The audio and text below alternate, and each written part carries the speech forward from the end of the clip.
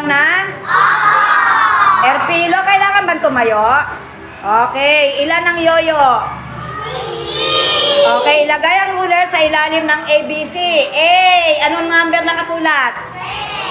20. B, anong number ang nakasulat? 16. C, anong number ang nakasulat? 40. Nakita nyo na yung tamang sagot? Huwag sasabihin ha, bilugan ang letter ng tamang sagot. Go! Letter lang ang bibilugan. Hindi kasama ang number.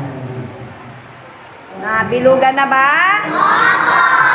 Okay, pencils up. Taas ang lapis. Nakataas na? Okay. Ngayon, ilagay ang ruler sa ilalim ng panuto. Ilagay ang ruler sa ilalim ng panuto.